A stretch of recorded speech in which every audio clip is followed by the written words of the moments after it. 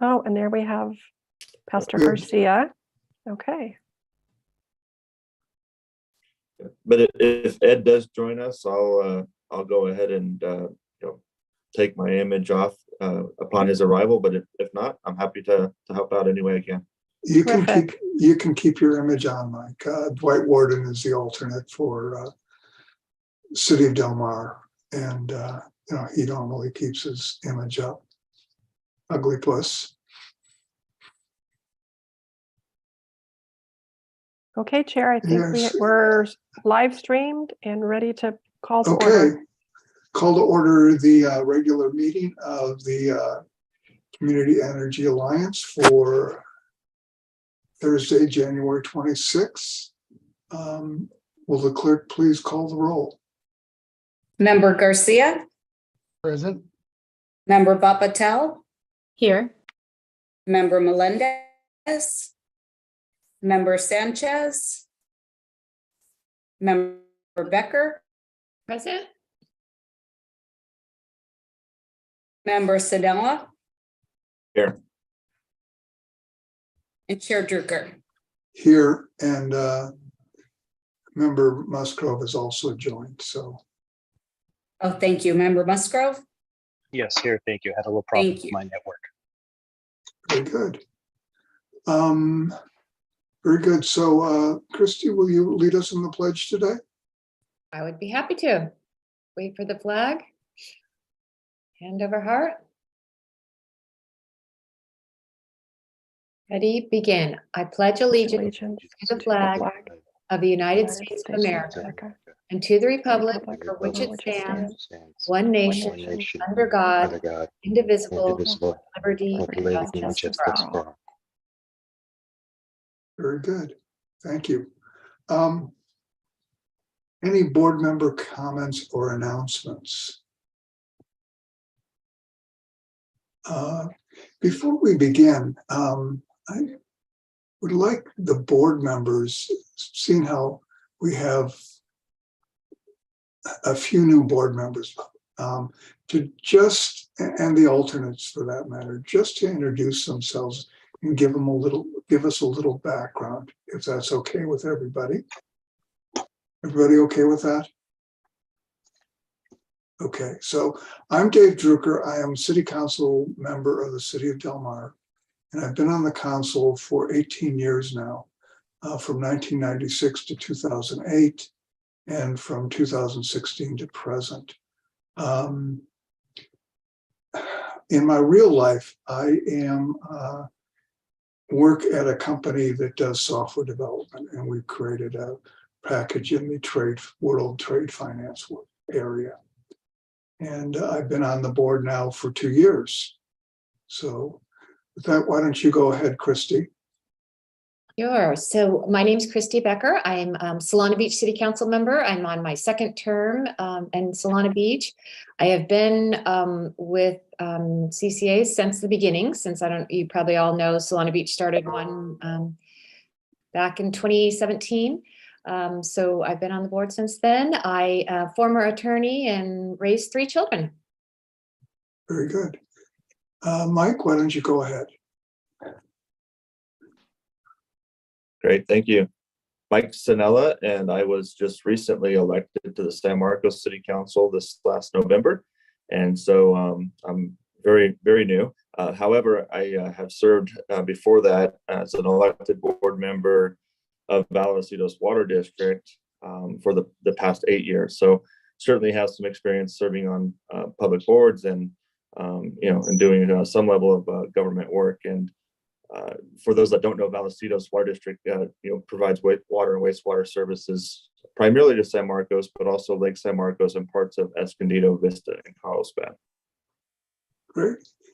In your real life, so in my day job, my day job, I work for a company called General Atomics Aeronautical Systems. And in fact, fortunately, we're meeting online today because I work in Poway, but we have some airfields up in the high desert area, which I'm working out of today, kind of last minute. So I was able to still participate because we're online. And that's the drone group? We manufacture unmanned aerial vehicles. Yes. That's correct. Great. Yeah, I know a bunch of people that are working there also. So, Great. Priya, go ahead.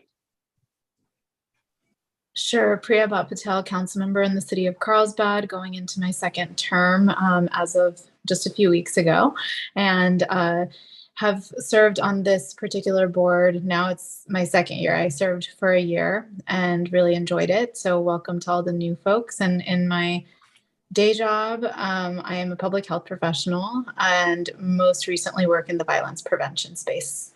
Great. Joe, go ahead.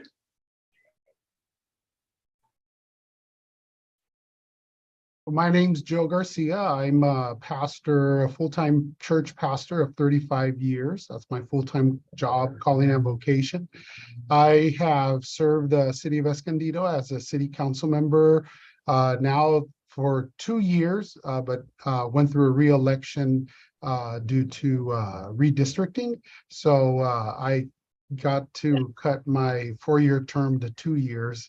And so I got reelected, and I'm very excited to serve here and dealing with staff and going through the information. It's an incredible learning process. So I'm really excited to be a member of this board.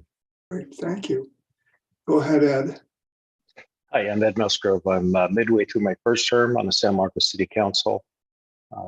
Just like Priya, I'm starting my second year with the Alliance. Retired sheriff's captain, and during the day I work with a broker doing some minor real estate deals, and I'm also a licensed private investigator.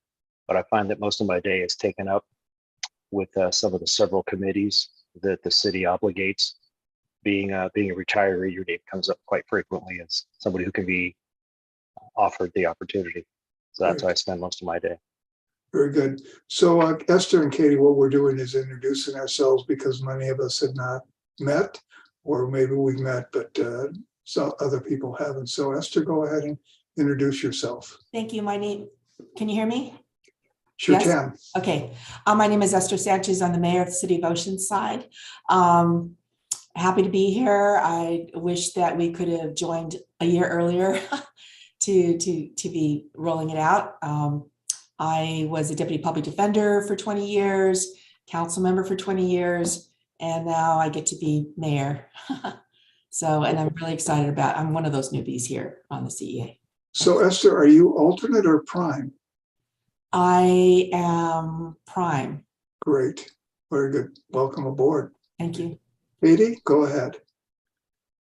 Thank you very much, David. It's good to see you again. And I apologize for not being here at the start of the meeting. I was having an issue with my link, and I'll just have to make sure that that's on my calendar for future meetings and correct that. I am the council member for City of Vista District 3. I was elected in 2020. And when I was elected, I was serving at a local nonprofit working in their recovery program. It was a pilot program, and so that program has since no longer been reinstated. They didn't get any additional funding, so I'm not currently working in that recovery program, but dedicating most of my time to my duties in the city of Vista. And my background is I grew up here in Vista. I love it here in my community. And after university, I decided to come back. My parents still live here. My little sister lives here. I have a dog. I love to go on walks on our trails. So that's a little bit about me. Great. And that last but not least, Dwight, go ahead. Thank you, Dave. Yeah, I'm Dwight Worden. I'm in my third term as a Del Mar City Council member, and I'm, I guess, what you would call original equipment with CEA, having worked with it from the beginning when it was just Solana Beach, and the rest of us were trying to figure out whether Clean Energy Alliance was a good thing or whether we wanted to go with San Diego Community Power. And I don't regret for a minute, we all made the right decision to go with Clean Energy Alliance. I'm currently the chair of your Citizens Advisor or Community Advisory Committee, and we'll be talking about that later on your agenda. In my other world, I was for 30 years, I practiced land use, local government, and environmental law, served a sentence or a term, whichever you want to call it, on the Coastal Commission, and was on a school board for a while. Yeah. So that's me. Great. Well, I appreciate everybody volunteering a little information about themselves. And at some point, we should be getting a roster that so everybody can have everybody's email address and cell phone number so that we can contact each other directly. So with that, I don't believe there are any presentations, correct, Barbara? We have no presentations today, Chair. So Susan, do we have any public speakers that would like to talk on items that are not on the agenda? Yes, Paige DeCino, CAC member, would like to speak regarding a program. Very good. Paige, go ahead. We have to let her, one moment Yeah, while we let I her.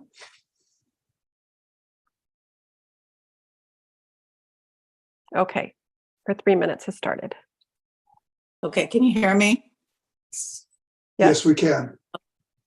Hi, my name's Paige DeCino. I'm the Carlsbad rep for CEA's Community Advisory Committee, but I'm here today to share with you an exciting program from my conservation group, Preserve Calavera, which is planning to fund a program for low-income Oceanside residents once CEA launches in that city next year.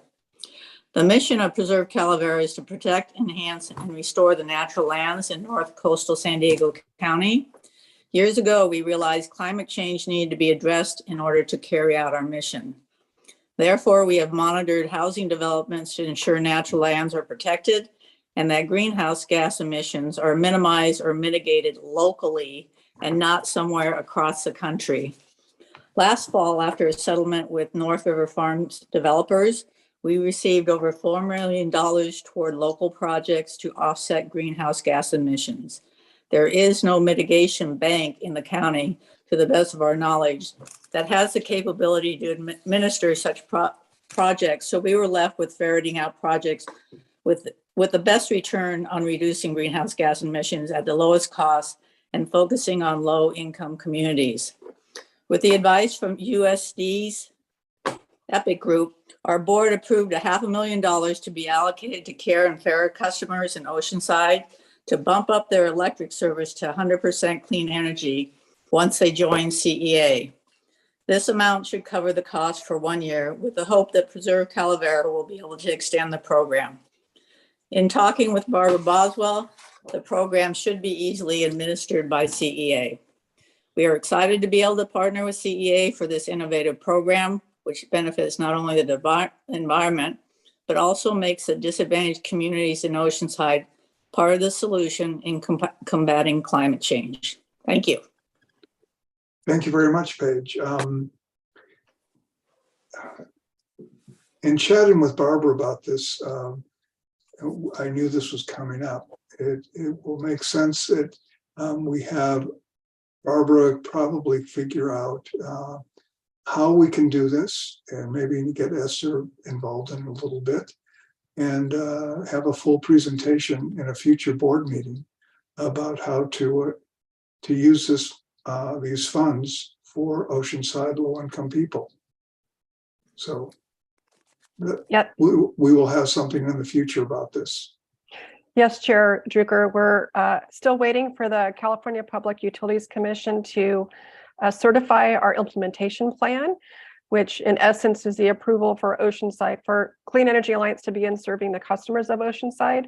And at that point, we will be able to get more specific customer data and better understand the customers who are served under the income qualified programs such as CARE and FARA, and be able to have more specific information about how we might develop the program. But it's very exciting, and it's an amazing opportunity for our future customers and the city of Oceanside. Again, thank you very much, Paige, and look forward to getting all the details worked out. And okay, so next, any other public comments, Susan? We have no further public comment. Great, so I'll close the public comments And next is approval of minutes for December 15th, 2022 and January 12th, 2023. And I assume everybody has read the change on the January 12th, 2023 minutes. So do I have a motion? Motion by, Second. Okay, motion by Christy Becker and second by Priya Patel. Will you call the roll on this, Susan? Thank you, Member Sanchez, Yes. Member Melendez, Yes. Member Becker, yes. Member Garcia, Yes. Member Patel, Aye. Vice Chair Musgrove, Aye. Chair Druker. Yes, Motion carries. thank you very much. So now we're on to the consent calendar.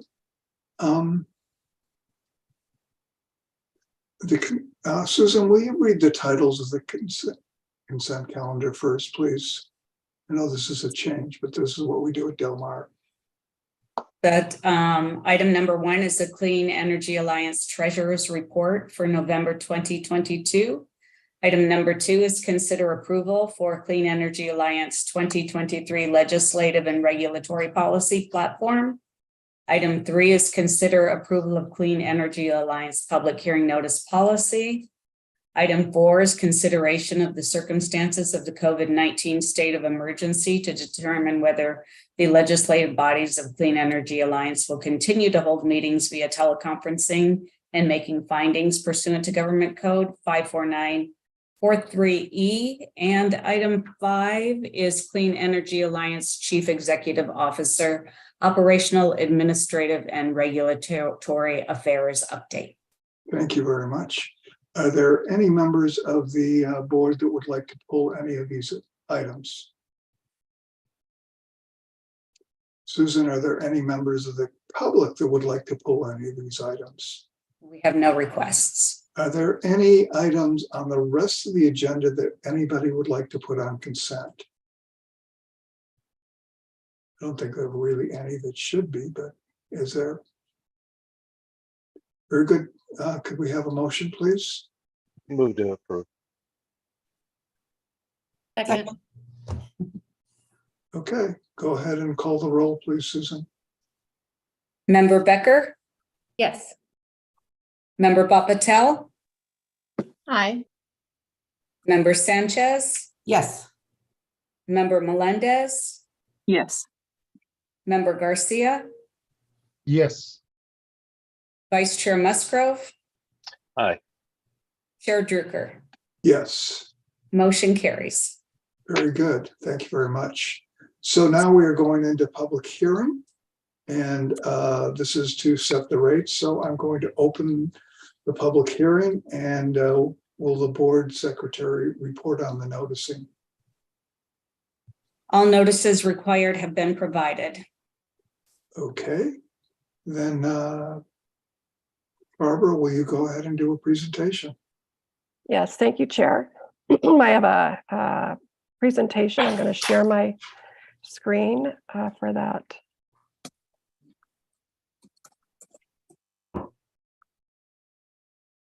So the item for consideration before the board is adoption of Clean Energy Alliance rates for to be effective on February 1st, 2023. Specifically, the recommendation is that the board conduct the public hearing, open the public hearing, receive public testimony, and close the public hearing, and adopt Resolution 2023-001, amending Resolution 2021-017, setting rates for Clean Energy Alliance effective February 1st, 2023. Setting rates is a critical function for Clean Energy Alliance. Appropriate rates are crucial to CEA's operational and financial success. And we take this process extremely seriously. And in the goals and priorities that we have in mind in rate setting and the rate setting process include setting rates that are set at a level sufficient to generate revenue to cover our costs. We are fully dependent on the revenue generated by the rates we charge customers. Our member cities do not support Clean Energy Alliance's operations. We have a policy to set aside 5% of revenues into our financial reserve. And so we set our rates to include that 5% minimum reserve contribution. We have a line of credit with JP Morgan, which sets certain requirements. And so we set our rates to ensure that we meet those requirements in that credit facility. We want to remain competitive with San Diego Gas and Electric. San Diego Gas and Electric, our customers do have the option to opt out and return to service with SDG&E, even though they are automatically enrolled. And so we want to be competitive. We want to offer rates that are, if possible, lower than what is charged by SDG&E for electric generation. And we want to provide customers with rate stability. Our goal is to set our rates one time per year and not be changing rates mid-course through the year. The way that we develop our rates is we start with SDG&E's rates, and we use those rates because it makes it easy for customers to understand our rates and also to compare costs, compare bill comparisons. We start with the rate schedule. We deduct the exit fee that SDG&E charges CCA customers when they leave their service. And for those purposes, we use the highest exit fee of the various vintages. So when each year, when agencies leave SDG&E and join a CCA, such as Clean Energy Alliance, they're put into a vintage based on the timing of when they leave. And each of those vintages has their own unique exit fee or PCIA rate. And so we deduct that from the SDG&E rate to ensure that customers aren't paying more as a result of being a customer of Clean Energy Alliance. In addition, we also deduct the franchise fees, which are charged by SDG&E. That gives us our starting point. From there, we discount that rate by 2%. Our joint powers agreement states that we have a targeted goal of achieving a minimum 2% savings on the energy generation. And so we discount that rate by 2%, and that's our initial rate. We take that initial rate and we use that to calculate the resulting revenue. And if that results in sufficient revenue to be generated to cover our costs over the next year and out into the future, then we determine that that rate is sufficient. If it does not, then we would have to then adjust the discount down until we can achieve sufficient revenue to recover costs. The rate that's been proposed to the board does meet all of our goals and priorities with regards to revenue sufficiency. And so why do we need to adjust our rates and increase our rates? So when we adopted our budget, which was initially proposed in May, this green bar represents the projected revenues based on the 2022 rates that were in effect and our expenditure budget. And we did have sufficient revenue projected to recover all of our costs for the fiscal year. Since that time, energy market conditions have resulted in our expenditures exceeding the revenue that is being generated by today's current rates. And that drives the need for us to review our rates and increase them to ensure sufficient revenue is generated to recover our costs. The market conditions affecting our rates or our cost of energy are a result of the natural gas price spikes. All of our customers have been impacted by this, not only in increasing electric generation rates, but also their gas portion of their bill.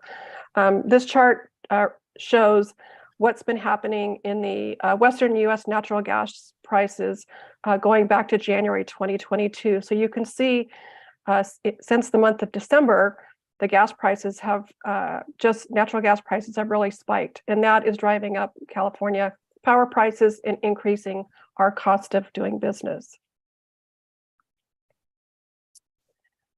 When we take the revenue that is generated by the rates that have been proposed, we then are at a point where our rates do exceed our expenses and we have a balanced budget and can cover our costs. We do provide our minimum 2% generation savings.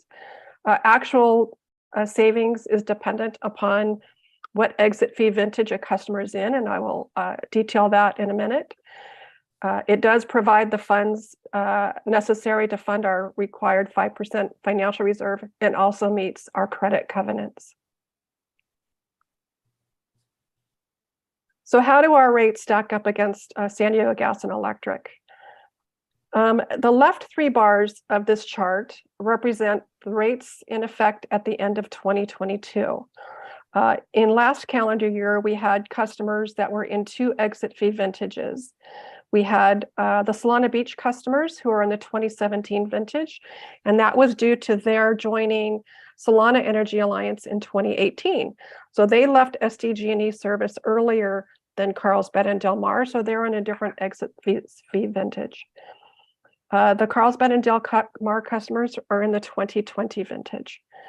When we set our rates that were in effect at the end of 2022 are reflected in the green portion of these vertical bars. And this far left orange bar represented SDG&E's average residential customer rate, average per kilowatt hour rate for an average residential customer. So you can see what we charged customers for the electricity was lower than SDG&E.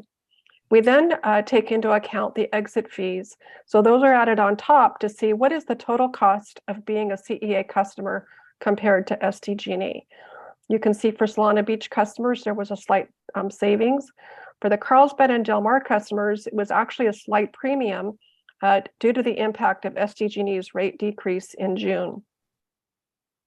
In January 2023, SDG&E's electric generation rates increased to an average about 20 cents per kilowatt hour for an average residential customer.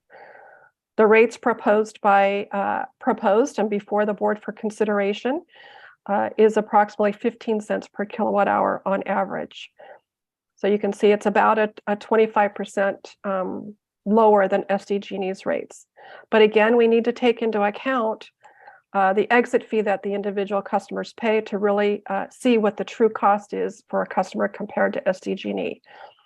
Clean Energy Alliance charges all customers the same amount within each rate schedule, irrespective of vintage, but the customer is impacted by the exit fees.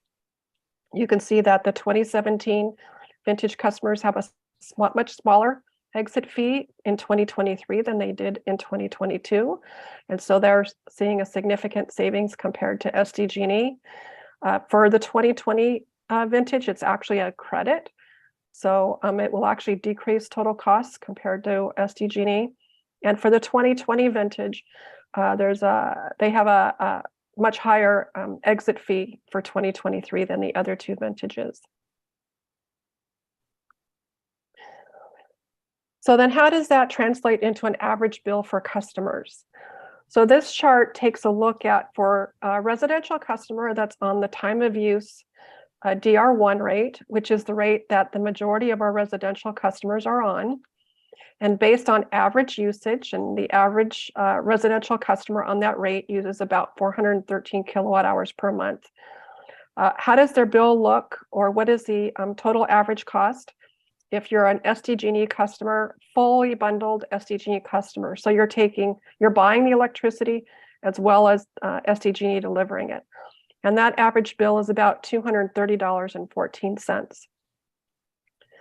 For the 2022 vintage, the electric generation cost charged by Clean Energy Alliance and is $60 per month. And that's the same for all 3 vintages.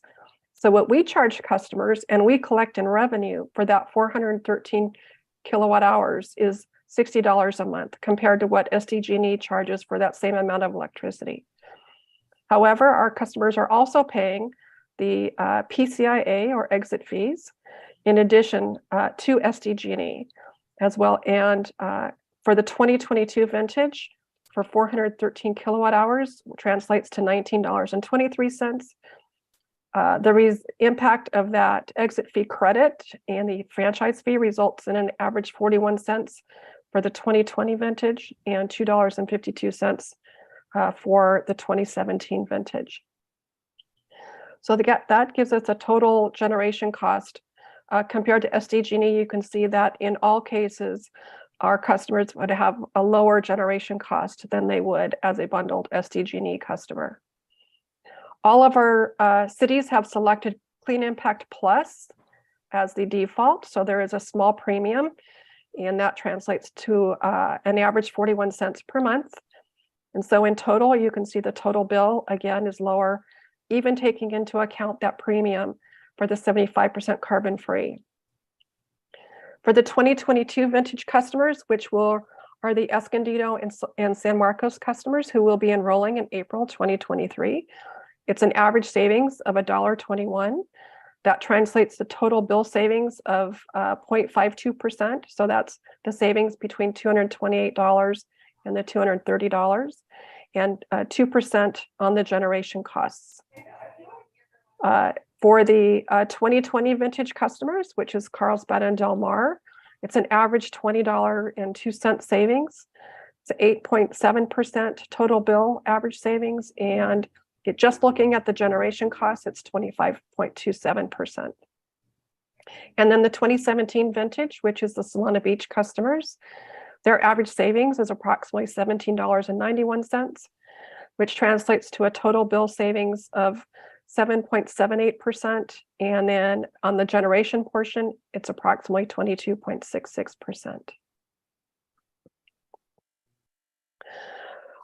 We did takes all steps to notify customers of the rate adjustment. A public hearing notice was published in the Coast News on January 13th and January 20th. We issued a press release to all the local media on January 16th. We had a pop-up notification on our website. So anytime anyone came to our website, included on the pop-up was a notification that we were holding this public hearing. And there was they could click a button and get information about the proposed rates. And then we also included notification in our social media posts leading up to our public hearing today. That concludes my presentation, Chair, and I'm happy to answer any questions that the board may have. And I'd like to also recognize, I have with us John DeLessie. John DeLessie is with Pacific Energy Advisors, and they assist us with technical advisement on energy procurement, forecasting costs, as well as our rate development. So he can assist with questions as well. Very good. Thank you very much. Thank you for that wonderful presentation. And board member questions. Any board member have a question? If so, raise your hand. Susan, are there any public members that would like to? Oh, I'm sorry, Katie, go ahead. Oh, thank you.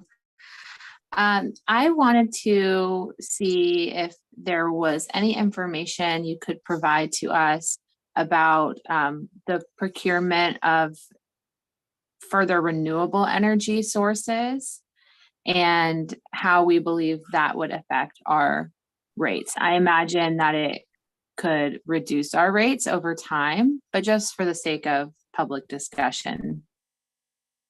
Yeah, and I'm going to ask our technical advisor, John DeLessie, if he can unmute and help with that answer.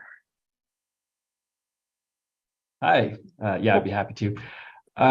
Yeah, so I think that with adding more renewable power to the portfolio over the longer term can actually help to reduce costs, particularly if we're talking about a situation that we've been facing this last year where, you know, the cost of conventional sources of power have increased so much. That huge spike in natural gas prices that Barbara was showing you in the slide deck. You know, renewable power, when you contract, you know, long-term fixed price energy, you know, that can provide a stable source of power, and it actually can be lower. In the short term, typically, however, renewable power costs more than conventional power. So it's, you know, a lot of times the way that renewable power is purchased, it's the cost of conventional power plus a premium. That's very common. So I think the more, you know, over time as the CEA supply portfolio starts to have more and more of long-term renewable resources. I think what you'll see is if the conventional power costs continue to increase, you'd be shielded from a lot of that increase. Thank you, John, and wonderful information. If I could ask a follow-up question to that, how do we define that time frame? Right? Is long-term considered 10 years, 20 years? What does that look like for us? Right. That's a great question. So typically, and the usual sort of the industry standard contract term for, let's say it's a new renewable project that's going to be constructed for CEA's benefit. Those are typically minimum of 10 years up to 25 years in term length. Thank you.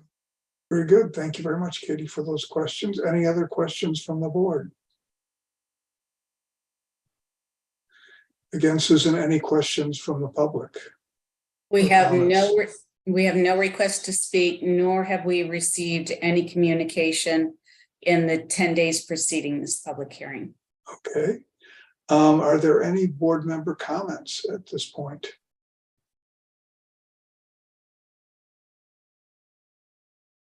Well, I will go ahead, Christy. Yeah, I mean, I just wanted to comment that I'm very satisfied with the process, and each of us, I think, did have an opportunity to meet with the CEO and have a lot of our questions answered prior to this. And also, I'm satisfied with the way that we are going about this, with only addressing it once a year, as opposed to SDG&E seeming to raise them and lower them more than once a year. And also, I think everyone's probably aware too that our process of rate setting is a little bit different than the other CCA in the SDCP. And I'm also just very satisfied with the way that we are doing it. So I just wanted to make that comment. Very good. I would also second that comment. It's excellent presentation, Barbara, and I really appreciate you spending a whole lot of time with each of us to go over what these rates are. Just one comment that I would like to make is, if I could have a slide or something like that for the Del Mar City Council, and probably each of the councils that are having this rate change, they might want to have one slide that they can present to their council. You know, at some point, Barbara, you'll come back and probably do a whole CEA presentation, but my next council meeting, I think, is February 6th or something like that. So I'd like to make sure that I have something I can show my fellow members and the public of Del Mar what our rates are going to be. Yes, I'll be sure you have that. Great. Are there any other comments from the board? Then I'm going to close the public hearing at this point, and we'll entertain a motion for approval. I move approval. Staff recommendations. Second.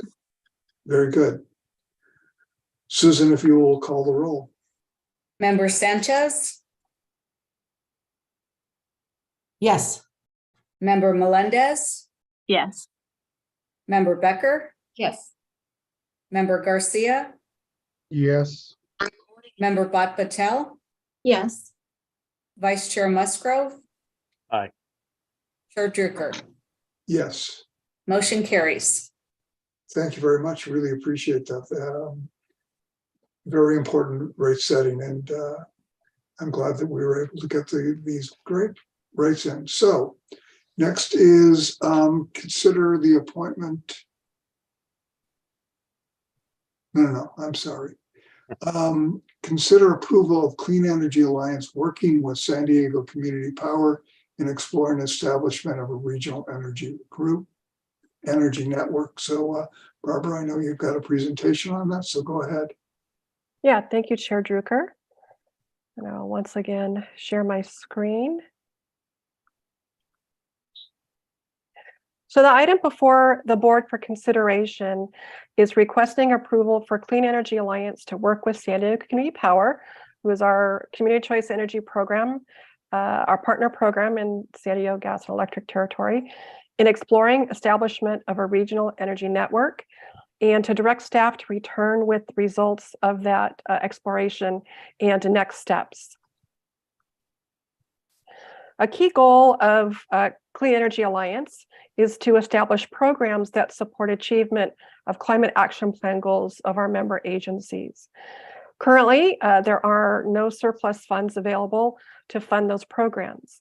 And so we've been looking at options for alternative program funding. One of those alternatives is the creation of a regional energy network to bring program funds to Clean Energy Alliance. As a community choice energy program, Clean Energy Alliance has access to California Public Utilities Commission energy efficient funding. There's various pathways to access those funds.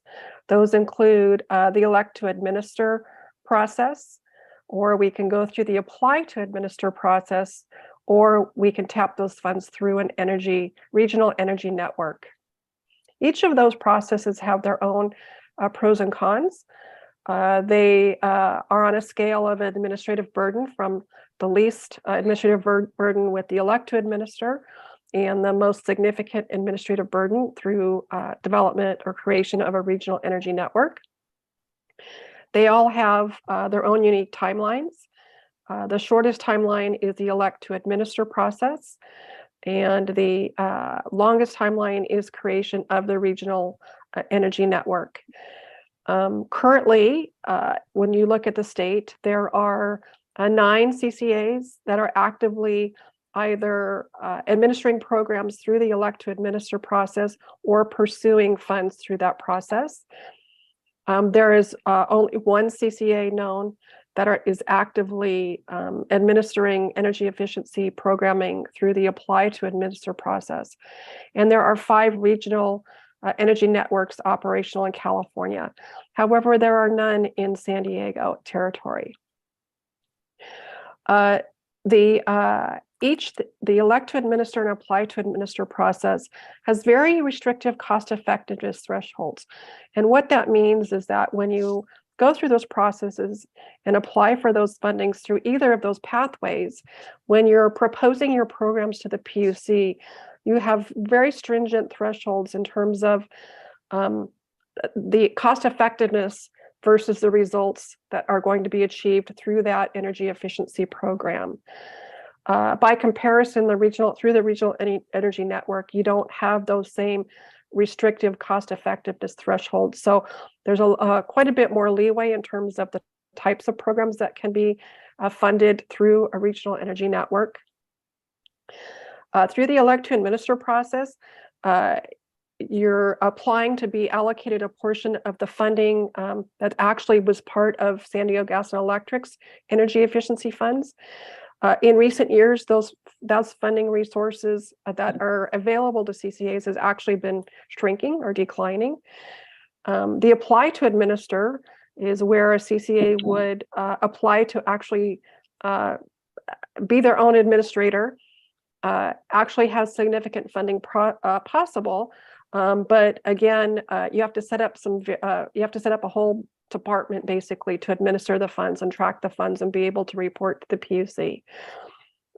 Through a regional energy network, there is significant funding possibilities, and all of the administrative costs are borne by the regional energy network. It's actually a separate entity that is applying for those funds on a regional basis. So there are funds available to the agencies that have joined and belong to that network. Any public agencies can join a regional energy network.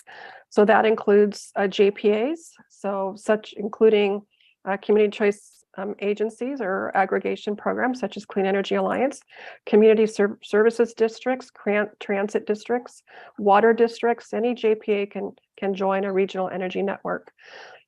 Cities can join, counties can join, water agencies and school districts. So any public agency can join a regional energy network. A private agency would not be able to join and have programs funded through this network. Of the existing regional energy networks, we have SoCalRen, which is administered by LA County. They have 214 agencies that are part of that program, and they service agencies within Southern California and Southern California gas territories. BayREN is administered by the Association of Bay Area Governments and currently has 9 counties participating in the San Francisco Bay Area. 3C-REN is administered by the County of Ventura and includes the counties of San Luis Obispo, Santa Barbara, and Ventura.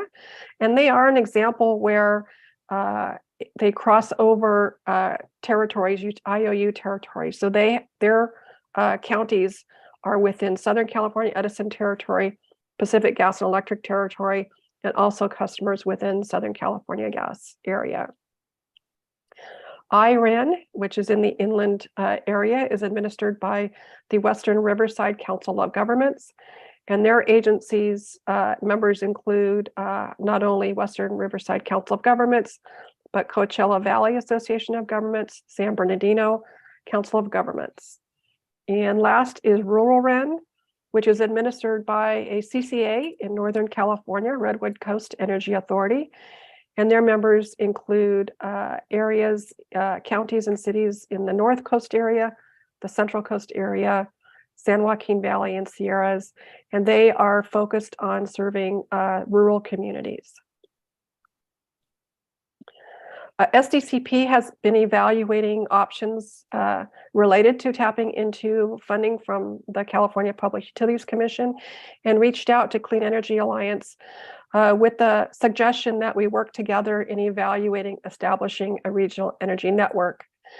The accessing of the funds would be beneficial to both Clean Energy Alliance and San Diego Community Power customers. SDCP has authorized funding in their budget to hire a consultant that would assist in the evaluation and if it were to get to that point, the application process. Staff recommends the board approve working with San Diego Community Power in evaluating establishment of a regional energy network, and that you direct staff to return with the results and authorization for next steps. And that concludes my presentation, Chair Drucker. I'm happy to answer any questions from the board. Do any board members have questions? Then I'll ask a couple. One, is there going to be any cost for us to explore this? At this point, no. And Chair Drucker, I do have representatives from San Diego Community Power that I can bring in if the board has questions for them. But for this phase, San Diego Community Power has the funds available for the initial exploration, and we have no funding commitment. It may be possible in the future. There could be, but for this first step, there's none. So it's mostly going to be your time? My time, yes. Right. Maybe Johanna's time. Yeah. Okay. Are there other board member questions? Susan, are there any members of the public that would like to comment on this? There are no requests to speak. Okay. Are there any board member comments on this? Go ahead, Christy. I think it's a great idea. I mean, I'm happy that we're finally doing something and partnering with SDCP. This should be the first of many partnerships, I hope. And this one is actually very beneficial for us since the upfront costs, it sounds like, are already being borne by SDCP. So I don't really see a downside and I'm in favor. Any other comments? Go ahead, Esther. I just wanted to ask, how long is this going to take, possibly?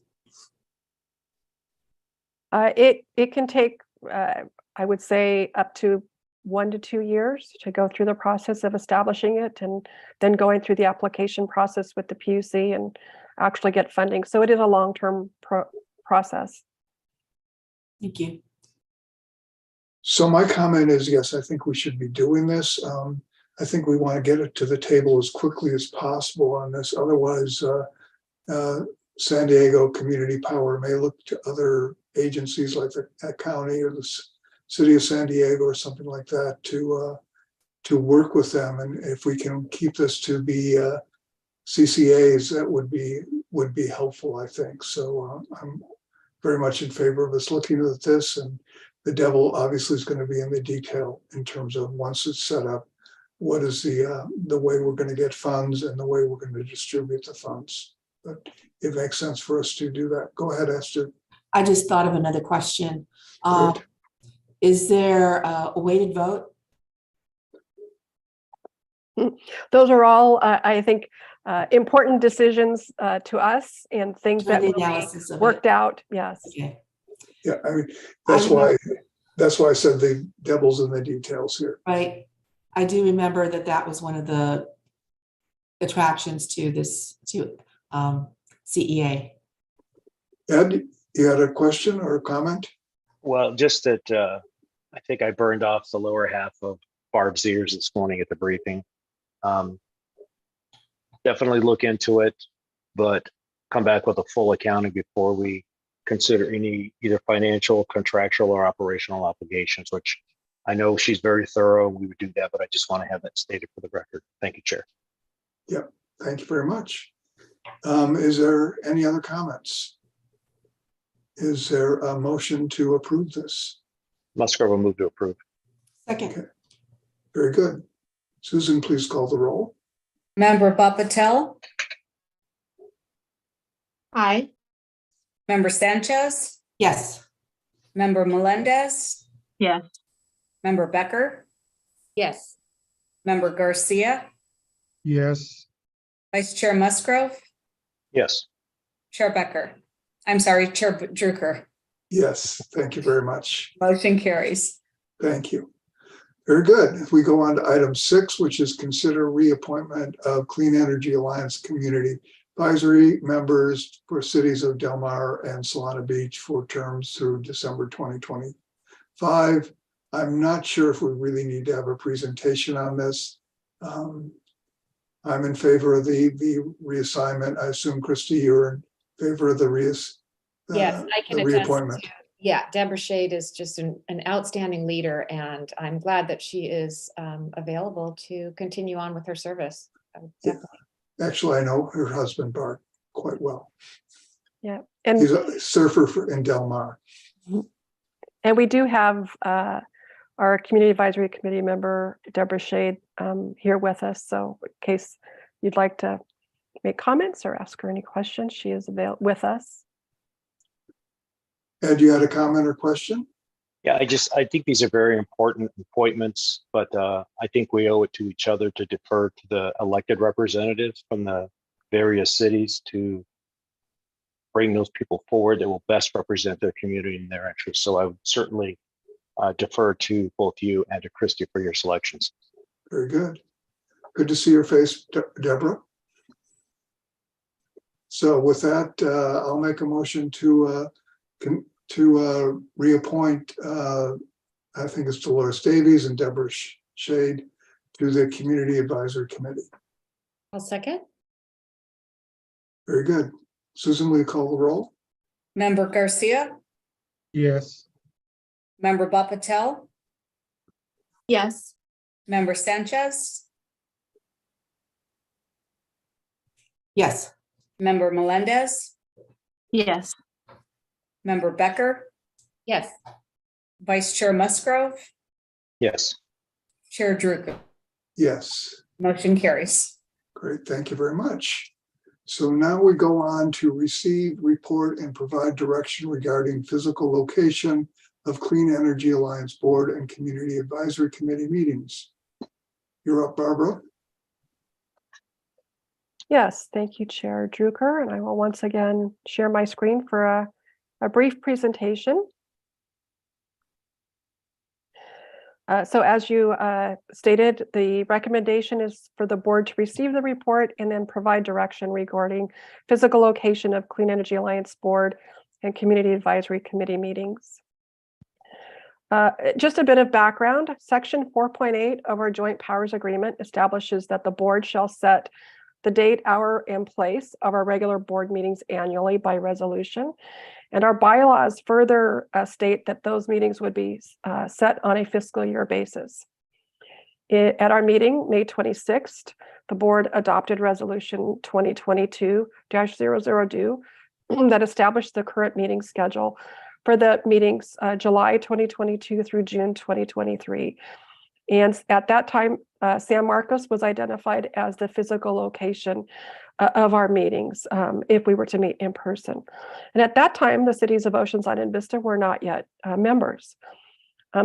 Recently, the board requested that staff evaluate the feasibility of Oceanside as a physical meeting location. Staff did meet with and work with the Oceanside staff to evaluate that feasibility.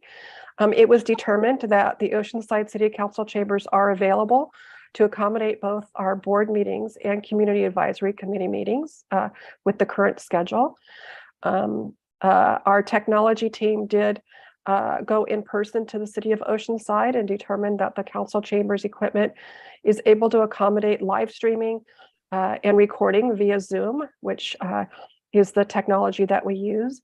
However, we also currently live stream our meetings via YouTube, and the equipment at Oceanside is not able to, at this time, accommodate that live streaming via YouTube. However, we would still have the ability to live stream our meetings via Zoom, which does provide the ability for the public to view our meetings live from their homes. Subsequent recordings would then be posted to our YouTube channel and available for public access. And also they would be posted to our website. So the public would still be able to review our meetings after the meetings are completed through the recordings. So should the board determine they wanted to change the current schedule and change the physical meeting location, we would bring forward a resolution that reflected that new meeting location based on board direction, and it would be brought for board consideration at the February 23rd meeting, which is our next regular board meeting.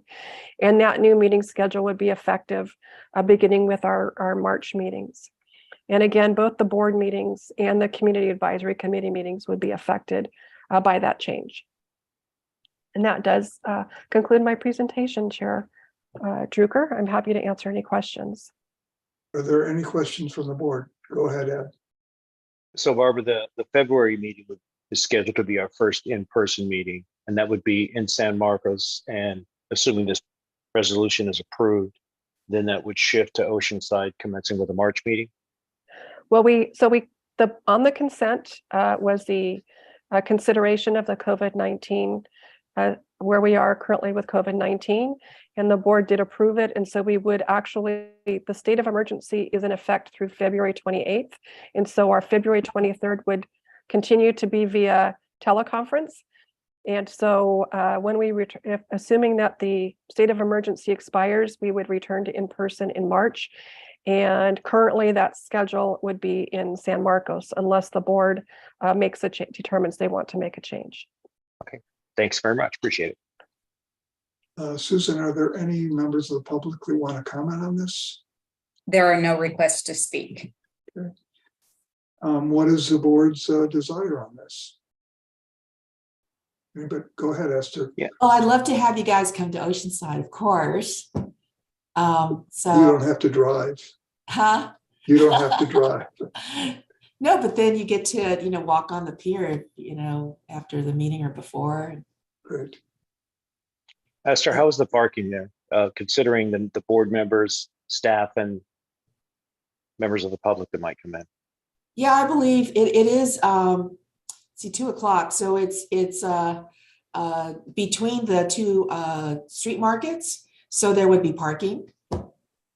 So is it on street or off street for your council chambers? It's in the garage of the council, of the city hall. So I would just offer that San Marcos already had the hardware in place, which made it an easy choice up to this point. But in all fairness, I think most people that are attending meetings remotely are doing it through Zoom, and we are not set up for that. We're set up for YouTube. We do not have Zoom. We used a different product for our live meetings when we were meeting remotely. So Zoom is not something we're set up for. And again, while it would be convenient for me to have them in San Marcos, I think for the greater good, I think Oceanside is a good option. Go ahead, Christy. Well, I appreciate that, Ed. That's really nice of you, because I was feeling a little bit bad that, we had made a decision. But I do think, our CEO, it's easier for her to get to Oceanside a little bit. And I think for the majority, it's a little bit easier to get to Oceanside. So we're all going to have to do a little bit. So I'm happy to make that change to Oceanside as well, even though I know both facilities would be fabulous. So thank you. Thank you for being so accommodating, everyone. Yeah. Before I call on you, Katie, I do have one question or comment. Well, it's really a question, and that is all the board members need to be present unless they provide some type of facility to Johanna, correct? It would be under the new Brown Act rules that require just cause or an emergency after the emergency declaration has expired. That is Right. correct. Would we allow presenters that, would we just allow presenters to work through us via Zoom? What are your thoughts, Barbara?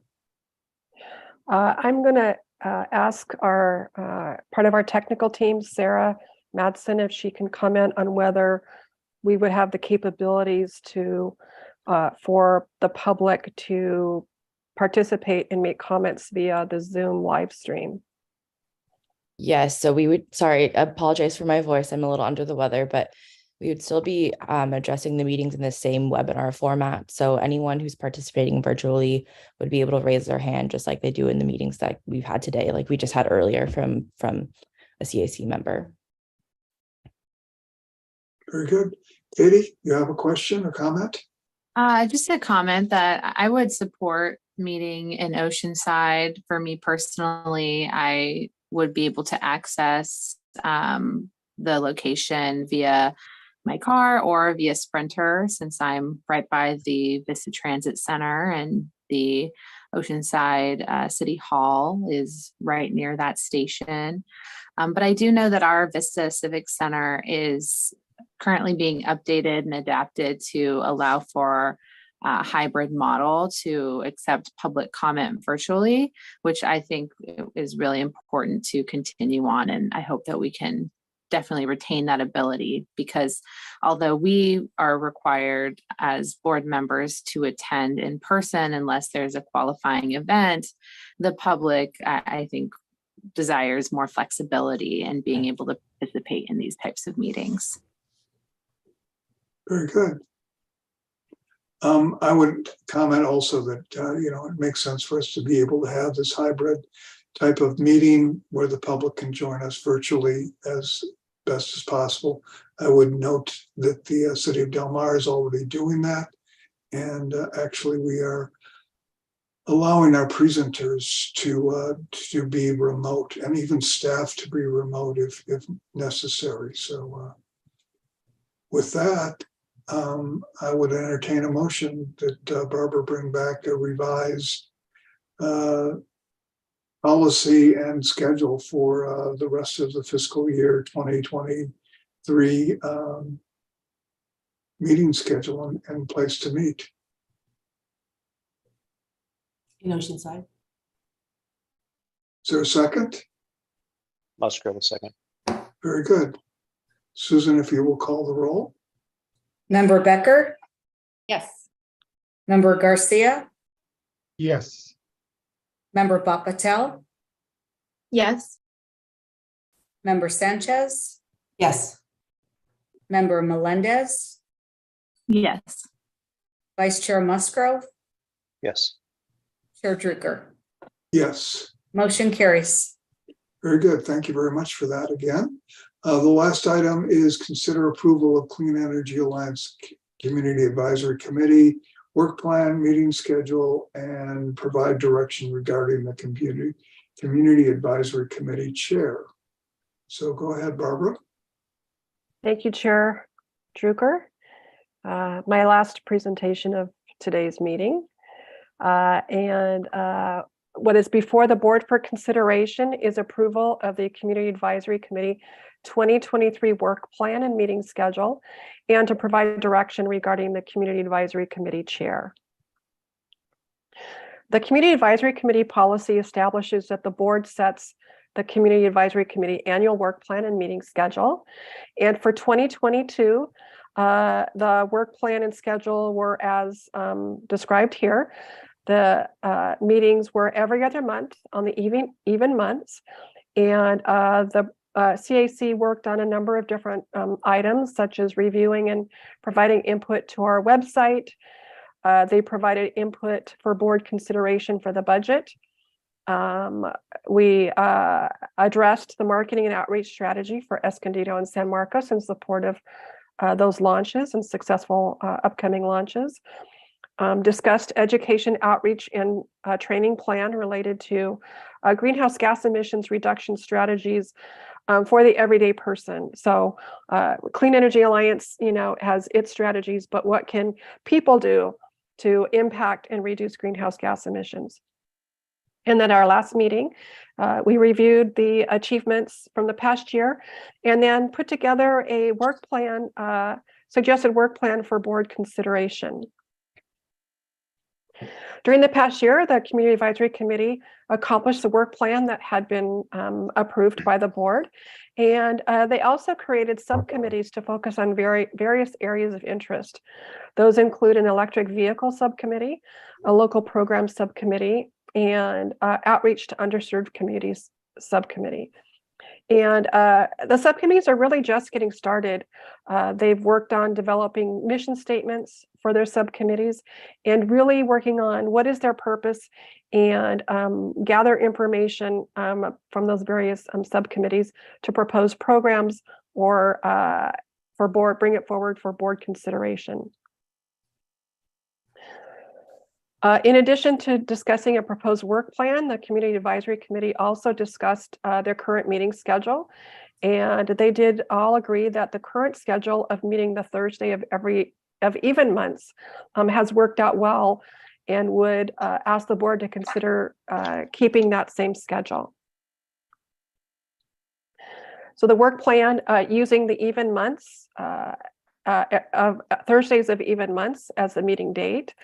The work plan that is being proposed takes into account work that's being done by the subcommittees, as well as programs that we will be bringing forward for board consideration. We are actually going to be bringing forward a potential microgrid program that first we're going to have present to the Community Advisory Committee for input and then bring to the board at the next meeting. We're going to review Escondido and San Marcos marketing and outreach and education in-person activities and discuss assistance from the Community Advisory Committee for being present at those meetings. They're going to be looking at the Green Impacts Champions programs overview. Of course, this is all if the board adopts this work plan. They will provide input for the budget for consideration. They will also receive a presentation on regional energy networks. And so we will include the Community Advisory Committee as part of that process, and a presentation on inflation reduction and other grant opportunities for CEA programs. We will review the draft budget with the Community Advisory Committee, as well as review our website again and see if there's areas we should refresh to ensure it's meeting our community's needs. We will recap the Escondido and San Marcos enrollment marketing and outreach, and utilize that to begin putting together a strategy planning for Oceanside and Vista's launch in 2024. There was discussion about bringing the subcommittee works, preparing a presentation for those subcommittees to present to the board and hear about what they've been doing and the ideas that they have with regards to how we assist and bring value to our customers. And also put a discussion of just the size of the Community Advisory Committee. Now that we are have seven cities, we have a 14-member Community Advisory Committee. And the thought there is to see how the year has gone and see if the committee thinks whether or not there should be any changes to that structure. So that is the work plan as proposed by the Community Advisory Committee, of course, open to thoughts and changes by the board to that work plan. But the committee is very enthusiastic. They are very dedicated to the serving and look forward to continuing their work into 2023. And so in addition to that, also before the board for consideration is discussion of the chair. Our policy states that an alternate board member shall serve as Community Advisory Committee chair. The policy does not set any type of term limits for the CAC chair. Dwight Warden, the alternate board member from Del Mar, has served as our CAC chair since December 2020, and he has done a great job of that in getting the new Community Advisory Committee off the ground and shepherding that group as they break up into subcommittees and do those focuses. The board did request that we bring back the discussion of the CAC chair to the board for further discussion. And that does conclude my presentation, Chair Drucker, and I'm happy to entertain any questions from the board. Before we have questions, Dwight, would you like to make any comments on the work plan at this point?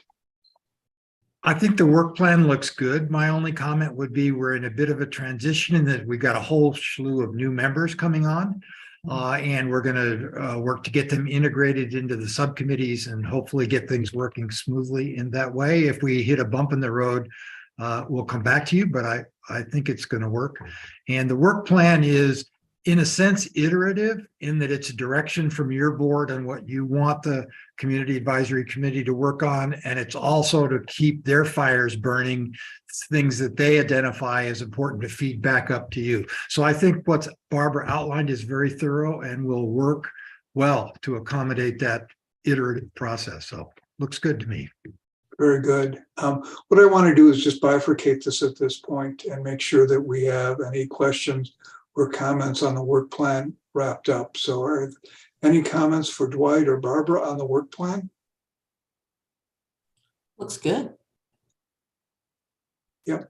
Excited about the Oceanside rollout. Yeah, Yeah. and Chair Drucker, we do have several members of our advisory committee that are present at the meeting, and I am promoting them. The process of trying to promote them to panelists so that they're available in case the board would like to hear from them as well. So are there any questions, comments, et cetera, on the work plan? Just one comment, on the work plan, you do have it as marketing rollout for Escondido and San Marcos, and you want to update that to be this Oceanside and Vista. Yeah. Yeah. Other than that, I assume everybody thinks it looks good. Oh, Christy, I'm sorry, go ahead.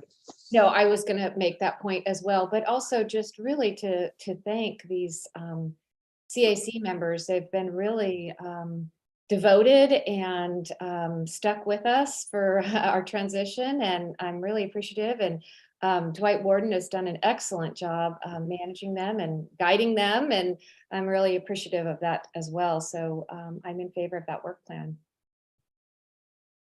Very good. Do we need to have a motion to adopt that work plan, Barbara or Johanna or Susan or anybody? Yes, the policy does state that the work plan is to be directed by the board, so it would be appropriate for the board to approve it. Okay. So Can I have moved. okay, Esther moved. Any second? Is there a second? I'll second. Very good. Susan, if you'll call the roll. Thank you. And for the record, there was no public comment on this item either. Yes.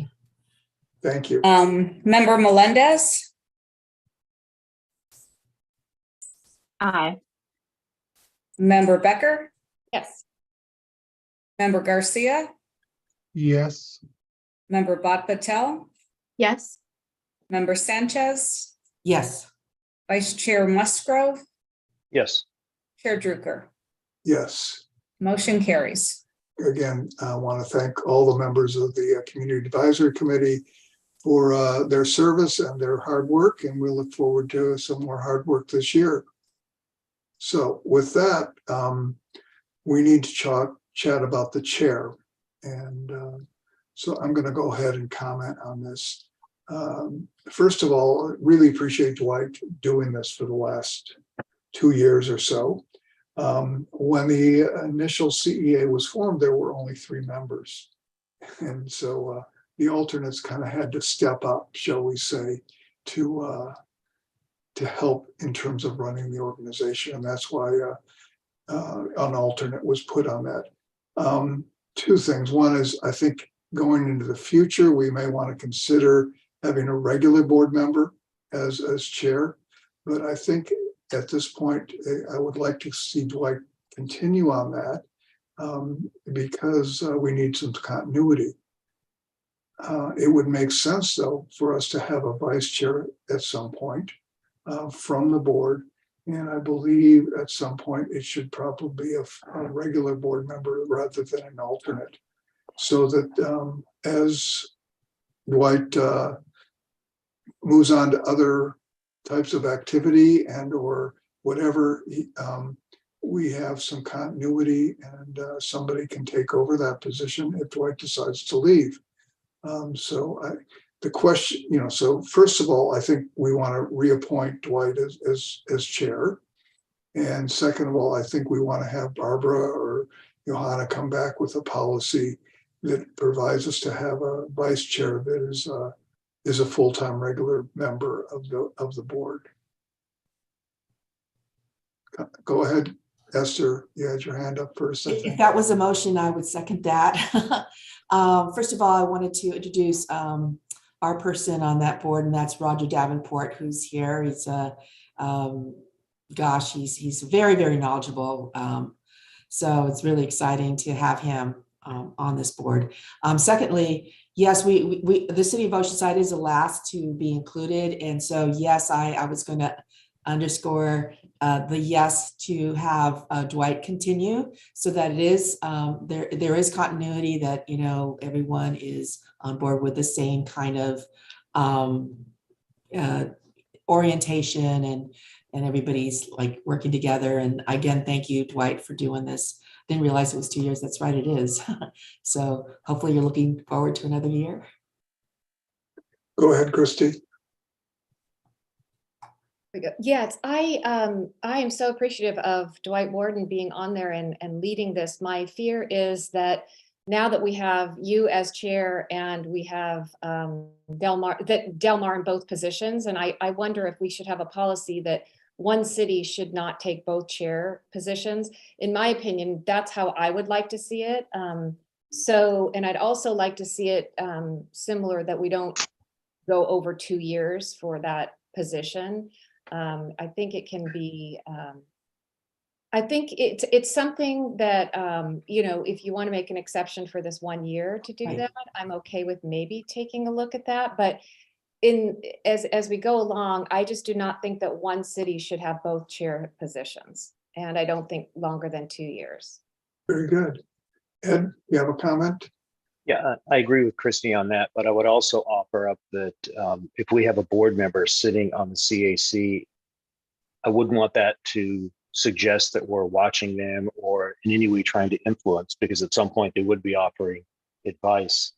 And I think that the CAC is set up as a somewhat independent body to bring the voice of the community to the board, not to have the board as an influential member. And I think it's just inevitable that they would be influential.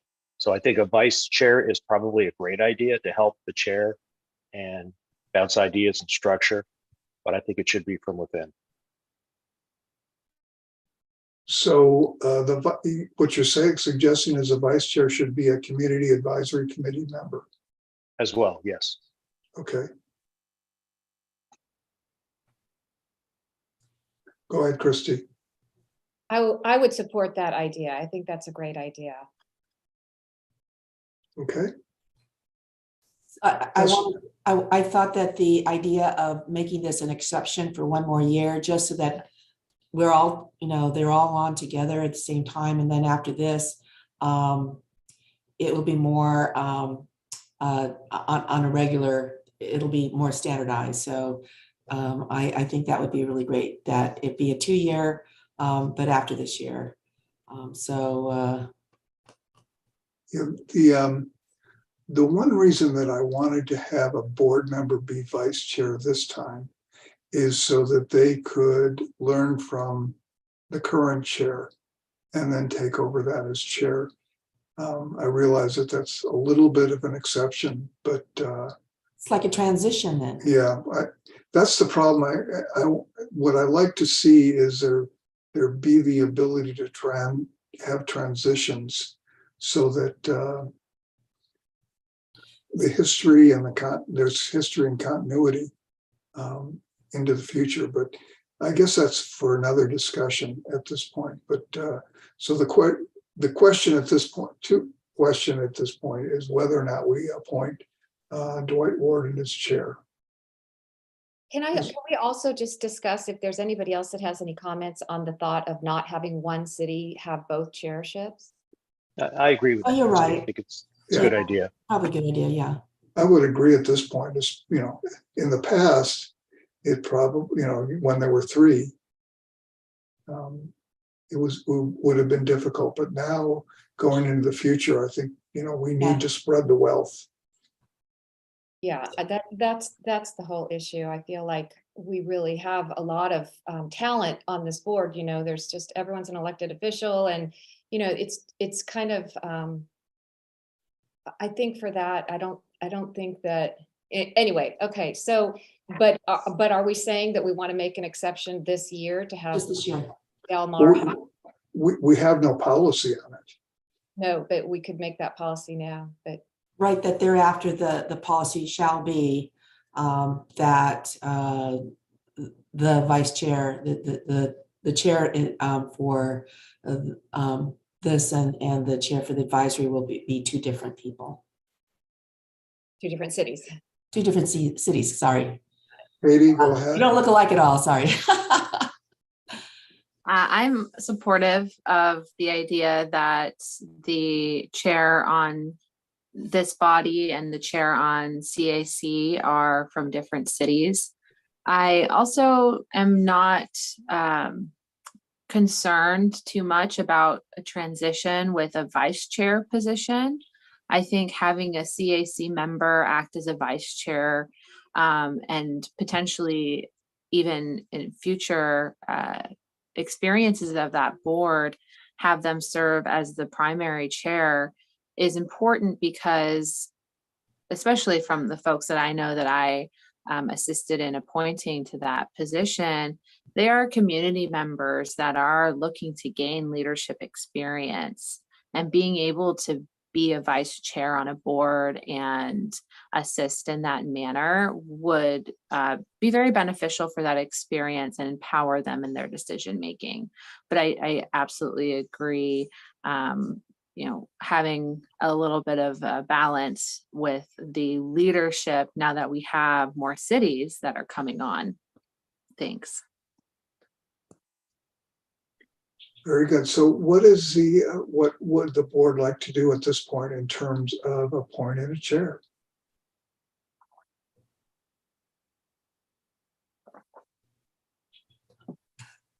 I would move that we have Dwight to continue for this year and then seek a policy that have staff come back with a policy that we don't have to, or from the same city,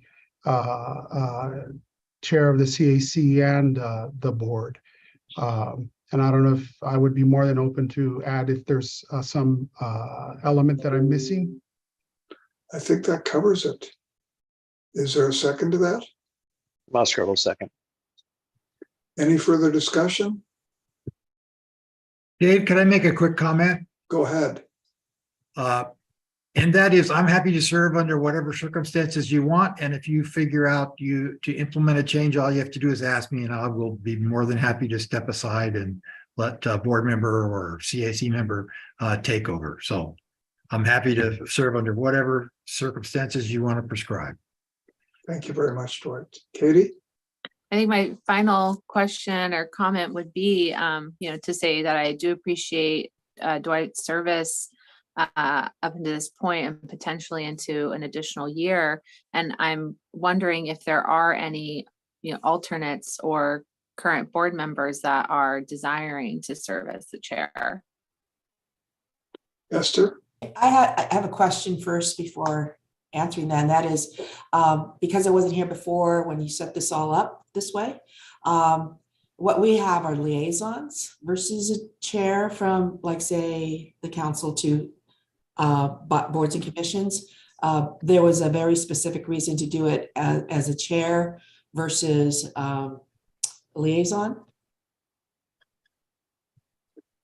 Anybody, Christy or Dwight, have any idea of why it wasn't liaisons and rather than a chair? Our CEO has Barbara? better memory, I'm sure. Yeah, I as I recall at the time, because were two active CAC members from each city, we had 6. And so in order to provide that, have an odd number of voting, I guess, community advisory committee members, we appointed the chair to be the alternate was actually the chair and not a liaison, and then they could have a vote, and if there was a vote and there was a tie, there would be an odd number. Got it.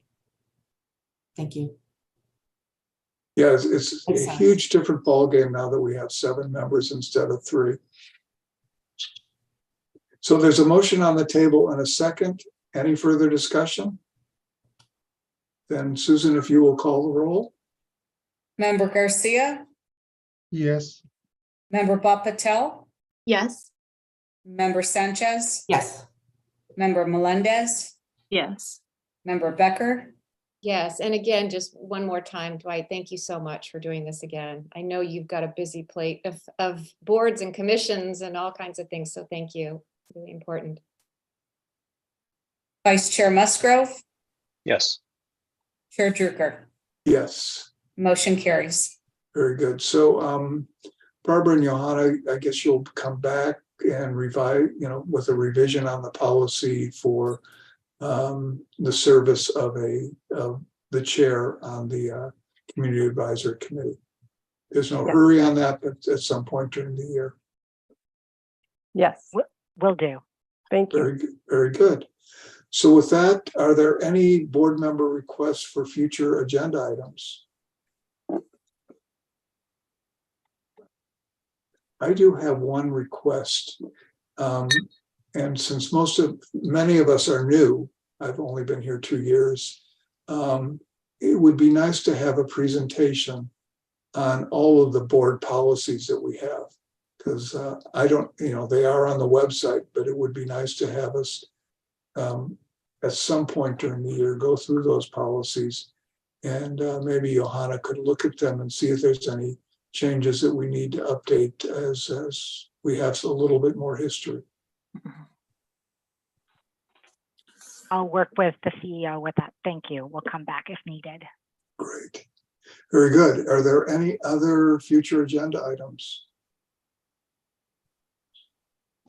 Well, very good. Then we are adjourned to our next board meeting, which will be virtual on February 25th, 2023 at 2 p.m. February 23rd, Yes. 2023 at 2 p.m. Thank you very much. Thanks, everyone.